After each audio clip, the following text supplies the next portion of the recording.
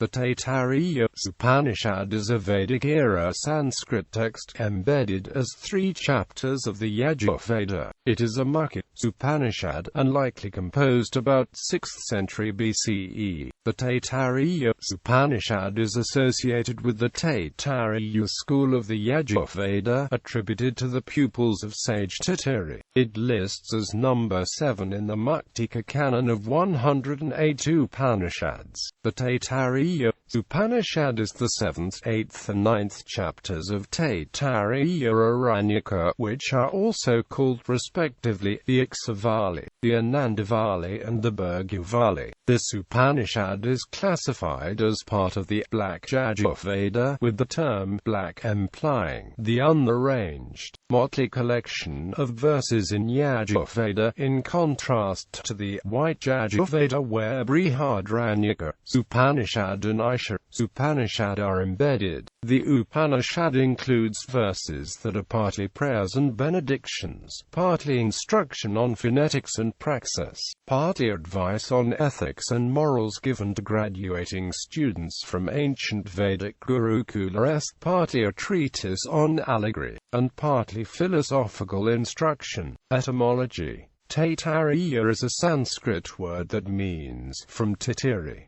The root of this name has been interpreted in 2 ways. From Vedic sage Tittiri, who was the student of Yaska, or alternatively, it being a collection of verses from mythical students who became partridges in order to gain knowledge. The later root of the title comes from the nature of Taittiriya Upanishad, which, like the rest of darker black Yajurveda, is a motley, confusing collection of unrelated but individually meaningful verses.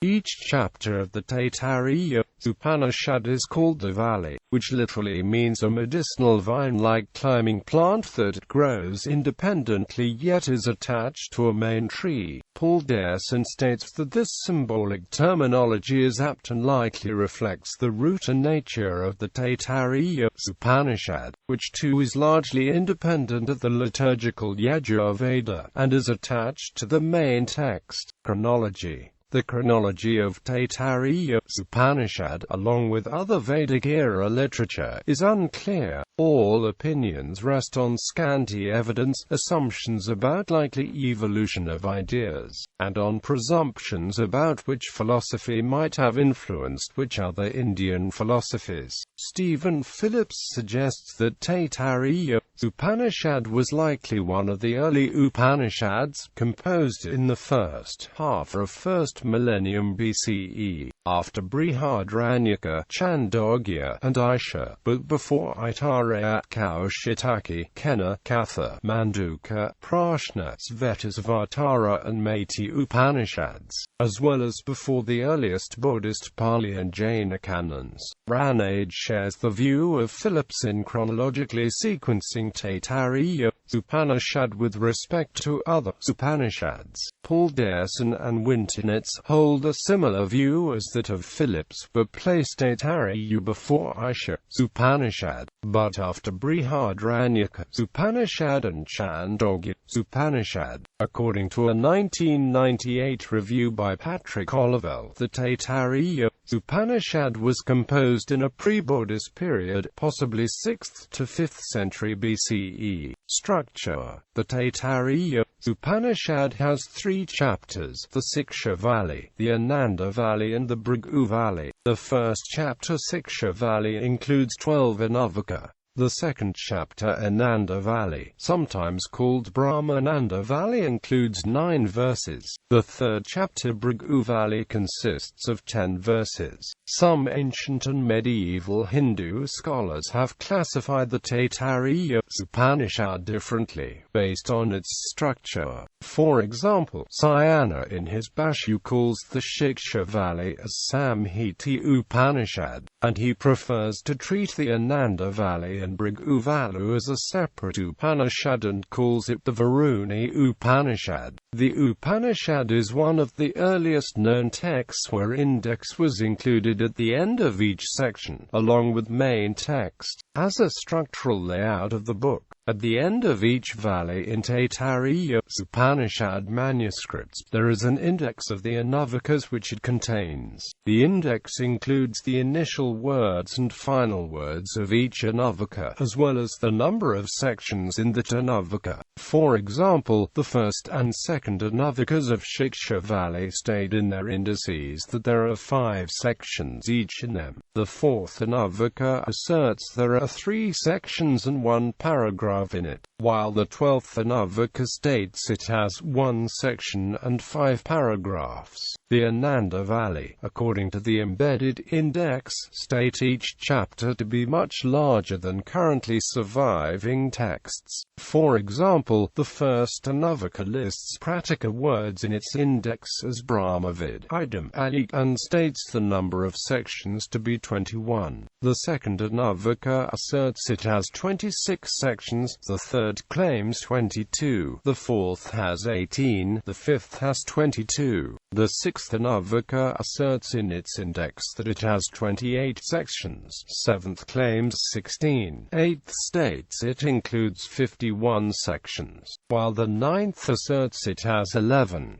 Similarly, the third valley lists the Pratika and Anukramani in the index for each of the 10 Anavakas. Content: Shiksha Valley. The Shiksha Valley chapter of Taittiriya Upanishad derives its name from Shiksha, which literally means instruction, education. The various lessons of this first chapter are related to education of students in ancient Vedic era of India, their initiation into a school and the responsibilities after graduation. It mentions lifelong pursuit of knowledge, includes hints of self-knowledge, but is largely independent of the second and third chapter of the Upanishad, which discuss Atman and self-knowledge. Paul Derson states that the Shiksha Valley was likely the earliest chapter composed of this Upanishad, and the text grew over time with additional chapters. The Shiksha Valley includes promises by students entering the Vedic school, an outline of basic course content, the nature of advanced courses and creative work from human relationships, ethical and social responsibilities of the teacher and the students, the role of breathing and proper pronunciation of Vedic literature, the duties and ethical precepts that the graduate must live up to post-graduation.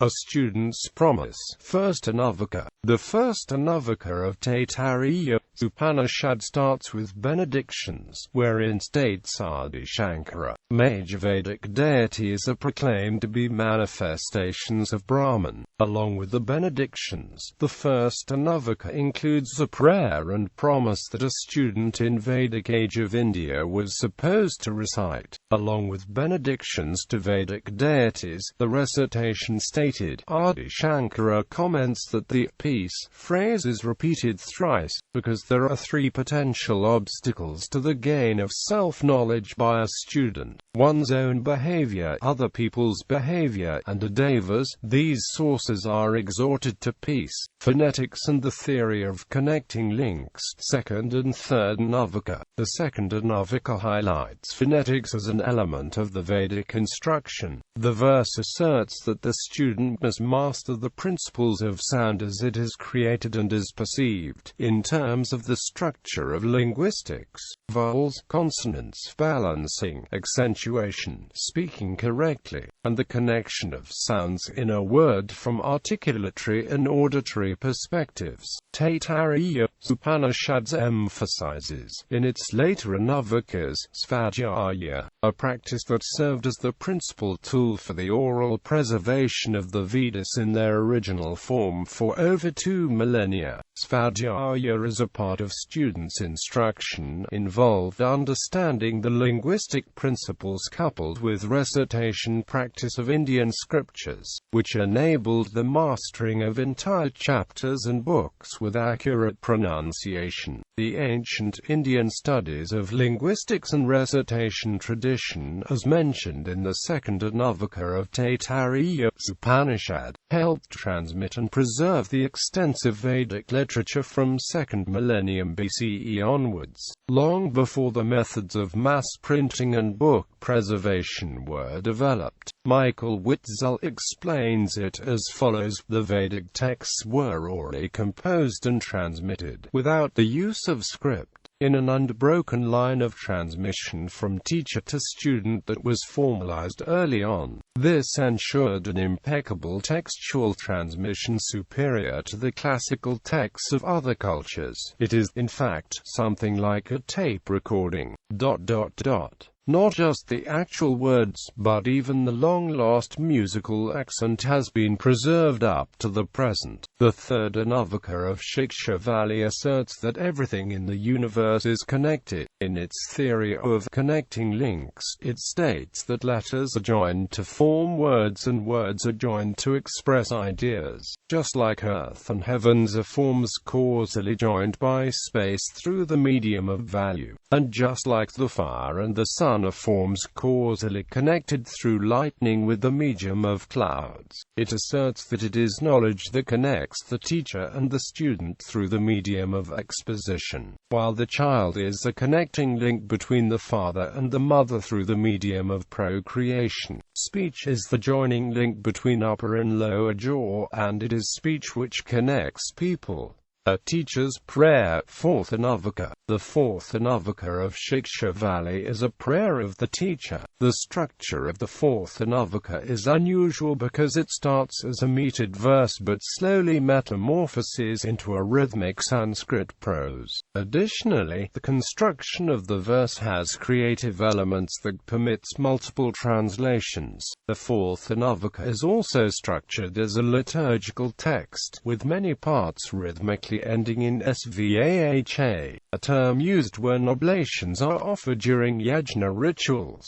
A theory of oneness and holy exclamations. Fifth and sixth Anavaka. The fifth Anavaka declares that Bhur, Bhuva, Svar are three holy exclamations, then adds that Bhur is the breathing out, Bhuva is the breathing in, while Svar is the intermediate step between those two. It also states that Brahman is Atman, and all deities and divinities are its limbs, that self-knowledge is the eternal principle, and the human beings who have this oneness and self-knowledge are served by the gods. The second part of the sixth Anavaka of Shiksha Valley asserts that the Atman exists, and when an individual self attains certain characteristics, it becomes one with Brahman. These characteristics are listed as follows in verse 1.6.2. The sixth Anavaka ends with exhortation to meditate on this oneness principle during Prachina Yogya, making it one of the earliest mentions of the practice of meditative yoga as existent in ancient India. Parallelism in knowledge and what is Om. Seventh and eighth Anavaka. The seventh Anavaka of Shiksha Valley is an unconnected lesson asserting that everything in this whole world is fivefold: sensory organs, human anatomy, breathing, energy, space. This section does not contextually fit with the sixth or eighth lesson. It is the concluding words of the seventh Anavaka that makes it relevant to the Taittiriya Upanishad. By asserting the idea of fractal nature of existence, where the same hidden principles of nature and reality are present in macro and micro forms, there is parallelism in all knowledge. Paul Derson states that these concluding words of the seventh lesson of Shiksha Valley assert there is parallelism between man and the world, microcosm and macrocosm, and he who understands this idea of parallelism becomes through the macrocosm itself. What is the eighth Anavaka, similarly, is another seemingly unconnected lesson. It includes an exposition of the syllable word Om, stating that this word is in a part of the word Brahman. It signifies the Brahman. It is this whole world, states the eighth lesson in the first section of the Taittiriya Upanishad. The verse asserts that this syllable word is used often and for diverse purposes, to remind and celebrate that Brahman It lists the diverse uses of Om in ancient India at invocations, at Agnidra in songs of the Samans, in prayers, in sastras, during sacrifices, during rituals, during meditation, and during recitation of the Vedas. Ethical duties of human beings. Ninth Anavaka. The ninth Anavaka of Shiksha Valley is a rhythmic recitation of ethical duties of all human beings, where Svadhyaya is the perusal of oneself, and the Brahvacharya is emphasized. 10th Anavaka. The 10th Anavaka is obscure, unrelated lesson, likely a corrupted or incomplete surviving version of the original, according to Paul Dayson. It is rhythmic with Mahabrihati Yavamadhyamita, a mathematical 8 plus 8 plus 12 plus 8 plus 8 structure. Maxim translates it as an affirmation of one's self as a capable, empowered, blissful being. The 10th Anavaka asserts, I am he who shakes the tree. I am glorious like the top of a mountain. I, whose pure light has risen, am that which is truly immortal, as it resides in the sun.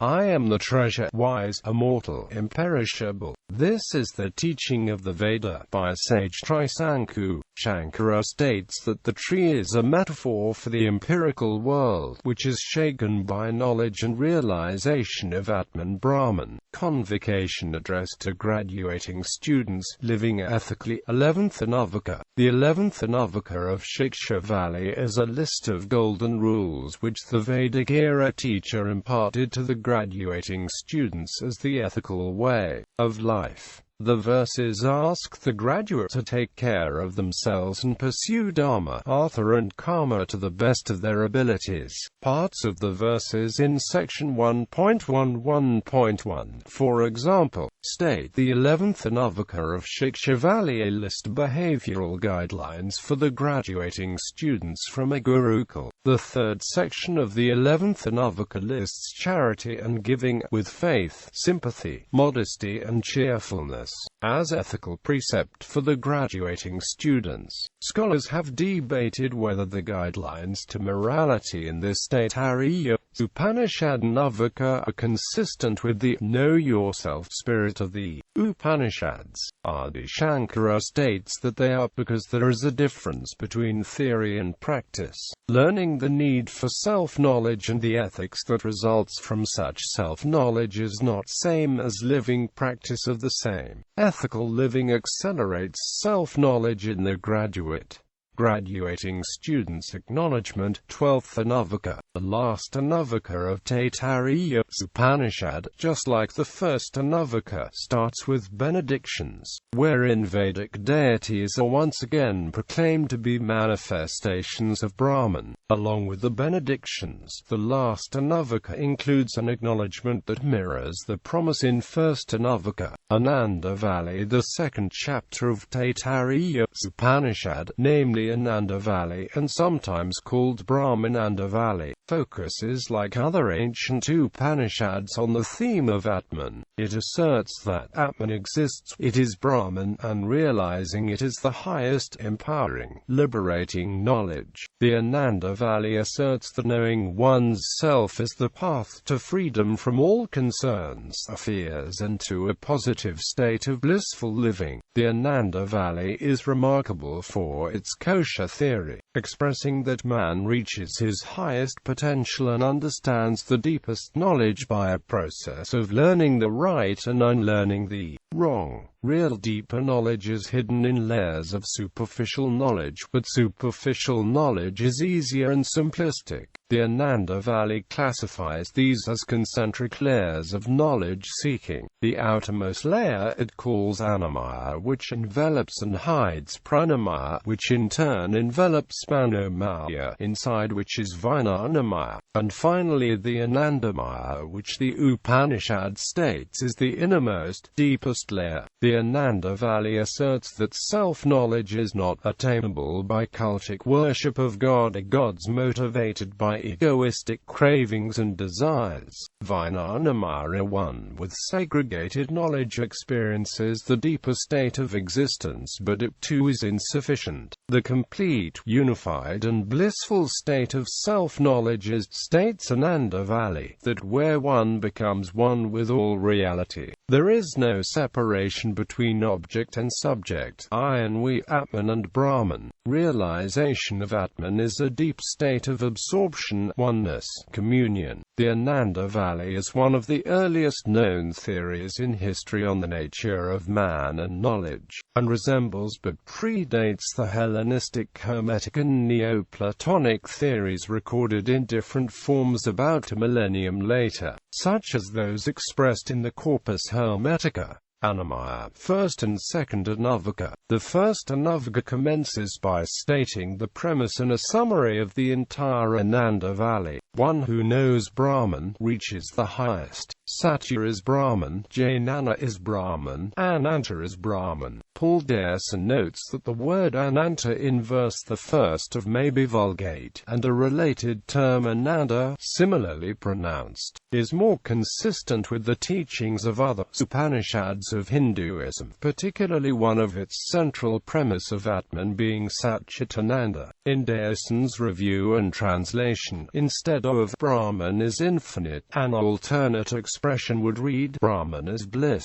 The second Anavaka of Ananda Valley then proceeds to explain the first layer of man's nature and knowledge, seeking to be about material man and material nature, with the metaphor of food. The Taittiriya Upanishad asserts that both material man and material nature are caused by Brahman, are manifestations of Brahman, a Brahmin, but only the outermost shell, a sheath of existence. The verse offers relational connection between natural elements, asserting that everything is food to something else in universe at the empirical level of existence, either at a given time or over time. All creatures are born out of this food provided by nature and food provided by life with time. All creatures grow due to food, and thus are interdependent. All creatures, upon their death, become food in this food chain, states Ananda Valley's second verse. Learning, knowing and understanding this food chain, material nature of existence and the interdependence is the first essential, yet outermost incomplete knowledge. Pranamaya, third Anavaka. The second inner level of nature and knowledge seeking is about life force, asserts Ananda Valley's third Anavaka. This life force is identified by and dependent on breathing. Gods breathe, human beings breathe, animals breathe, as do all beings that exist. Life force is more than material universe. It includes animating processes inside the being, particularly breathing, and this layer of nature and knowledge is pranamaya kosha. Manomaya, fourth Anavaka. The next inner, deeper layer of nature and knowledge seeking relates to Manas, or Manomayukosha. Manas, asserts the fourth Anavaka of Ananda Valley, exists only in individual forms of beings. It is characterized by the power to will, the ability to wish, and the striving for prosperity through actions on the empirical nature, knowledge and beings. The verse of fourth Anavaka add that this knowledge is essential yet incomplete, that it the knowledge of Brahman that truly liberates, and one who knows Atman Brahman dreads nothing now and never and lives contently in bliss. Vijnanamaya, fifth Anavaka. The fifth Anavaka of Ananda Valley states that the Manomayukosha envelops a deeper, more profound layer of existence, which is the Vijnanamaya kosha. This is the realm of knowledge observed in all human beings. The Vijnanamaya is characterized by faith, justice, truth, yoga and mahas. The individual who is aware of Vijnanamaya, asserts the verses of Ananda Valley, offers knowledge as the work to others. Anandamaya, 6th, 7th, 8th and 9th Anavaka. The 6th, 7th and 8th Anavaka of Ananda Valley states that the Vijnanamaya kosha envelops the deepest, hidden layer of existence, which is the Anandamaya kosha.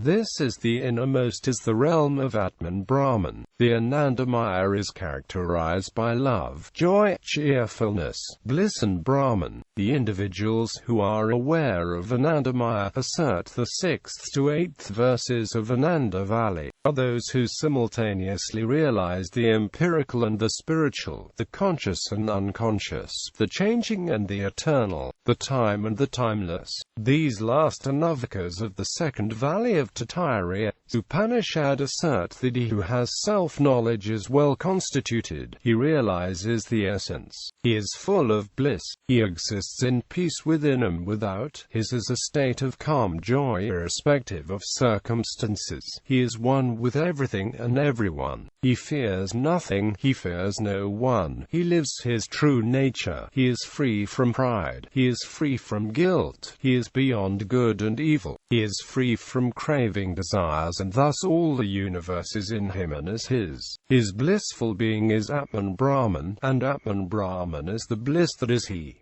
Bhrgu Valley. The third valley of Taittiriya Upanishad repeats the ideas of Ananda Valley through a legend about sage Bhrgu. The chapter is also similar in its themes and focus to those found in Chapter 3 of Taittiriya Upanishad and Chapter 8 of Chandogya Upanishad. The Bhrgu Valley's theme is the exposition of the concept of Atman Brahman and what it means to be a self-realized, free, liberated human being. The first 6 anavikas of Bhrgu Valley are called Bhagavi Varuni Vidya, which means the knowledge Bhrgu got from Varuni. It is in these anavikas that sage Varuni advises Bhrgu with one of the oft-cited definition of Brahman as that from which beings originate, through which they live and in which they re-enter after death. Explore that because that is Brahman. This thematic, all-encompassing, eternal nature of reality and existence develops as the basis for Bhrgu's emphasis on introspection and inwardization, to help peel off the outer husks of knowledge, in order to reach and realize the innermost kernel of spiritual self-knowledge. The last 4 of the 10 anavikas of Bhrgu Valley build on this foundation, but once again, like Ananda Valley, use the metaphor of food, as in Ananda Valley. As with Ananda Valley, in Bhrgu Valley, everything and everyone is asserted to be connected and deeply interrelated to everything and everyone else, by being food. Food is founded on food, asserts verse 3.9 of Taittiriya Upanishad, which then illustrates the idea with the specific example: earth is founded on space, and space is founded on earth. After discussing the nature of Brahman, the Bhrgu Valley chapter of Taittiriya Upanishad recommends the following maxims and vows. Never scorn food, which metaphorically means never scorn anything or anyone. Increase food, which metaphorically means increase prosperity of everyone and everything. Refuse no guest to your house, and share food with everyone including strangers, which metaphorically means compassionately help everyone, sharing plentiful prosperity and knowledge. The Taittiriya Upanishad closes with the following declaration: reception. Jacqueline Hurst, in her analysis of Adi Shankara's works, states that Taittiriya Upanishad Bhashya provides one of his key exegesis. Shankara presents knowledge and truth as different, non-superimposable but interrelated. Knowledge can be right or wrong, correct or incorrect, a distinction that principles of truth and truthfulness help distinguish. Truth cleanses knowledge, helping man understand the nature of empirical truths and hidden truths. Together, states Shankara in his Taittiriya Upanishad Bhashya, knowledge and truth point to oneness of all. Brahman is nothing other than self, soul in every human being. Paul Horsch, in his review of the historical development of Dharma concept and ethics in Indian philosophies, includes Taittiriya Upanishad as among the ancient influential texts. Kirkwood makes a similar observation, but states that Taittiriya Upanishad is one of earliest expositions of education system in ancient Indian culture. Paul Derson, in his preface to Taittiriya Upanishad's translation states that Ananda Valley chapter of Taittiriya Upanishad is one of the most beautiful evidences of the ancient Indians' deep absorption in the mystery of nature and of the inmost part of the human being.